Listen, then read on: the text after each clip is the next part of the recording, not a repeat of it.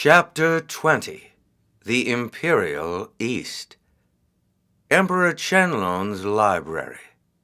The streets of Beijing, far, far to the northeast of India, are still and dark.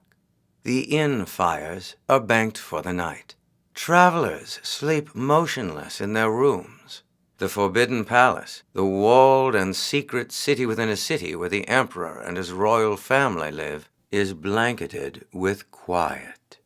On the walls, the watchmen doze, standing with their backs against the red walls.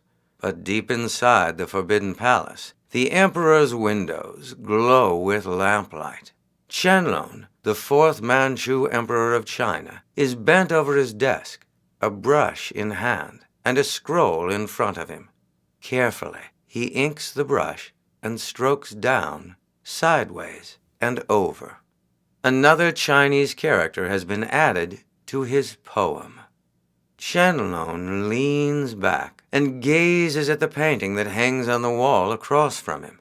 A branch of blossoming plum sweeps across the paper, each flower and twig outlined with exquisite care. The Chinese artist who painted this plum branch, Zhou Fule, has been dead for 300 years. But Qianlong can still read the poem Zhou Fule brushed onto the painting's left side. In this tumbleweed shack, where can I seek spring's return? I charge the chilly toad to keep the old plum company. As laments of mist subside, my empty room grows cold. Traces of ink preserve the shadows that come to my window. Zhou Fule's poem tells how he painted the branch.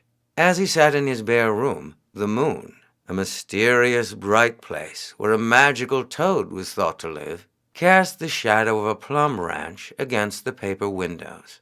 Zhou Fule copied the pattern onto his painting.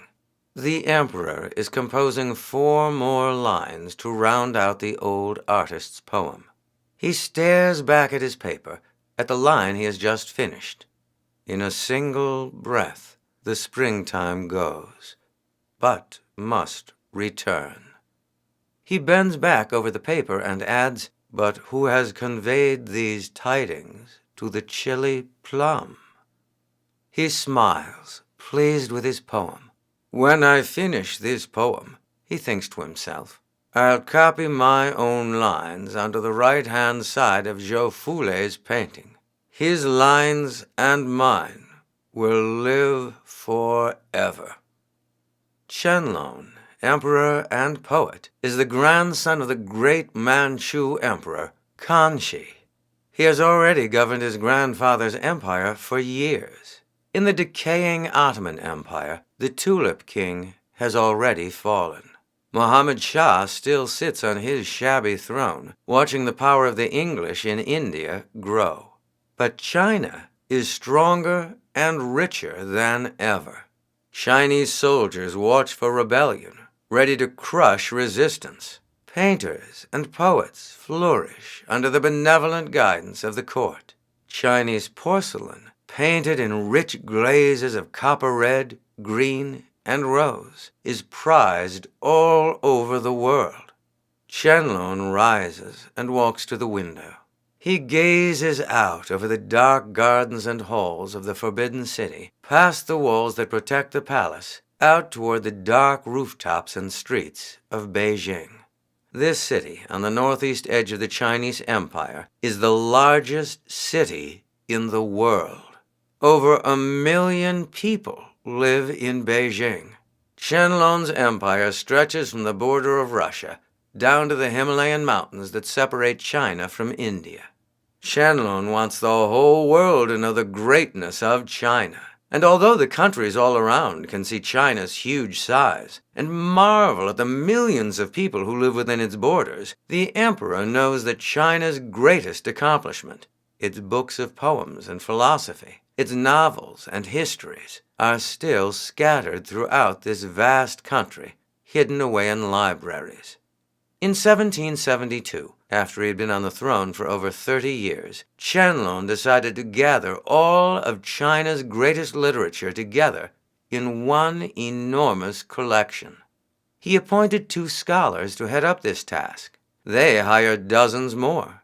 For years, these scholars traveled throughout China, examining the libraries of every town and the private collections of every rich man. Finally, they assembled a list of all the great Chinese books written. The scholars and Qianlong studied these lists together. After weeks of discussion, they settled on a final selection of the most important books in 4 categories: classics, history, philosophy, and literature. Now an even greater task loomed. These works had to be copied out into a single, huge set.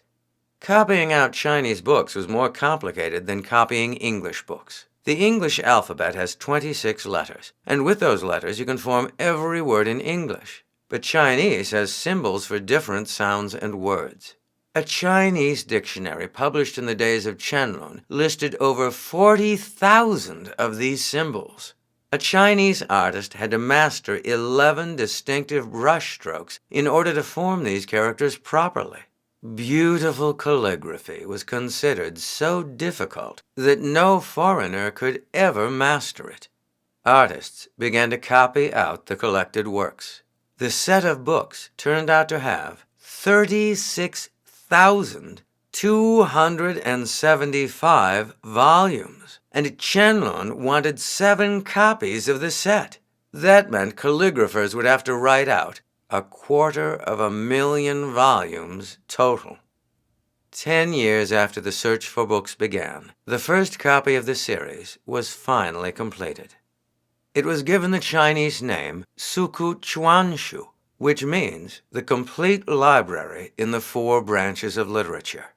It took 5 more years to finish all 7 copies of the complete library.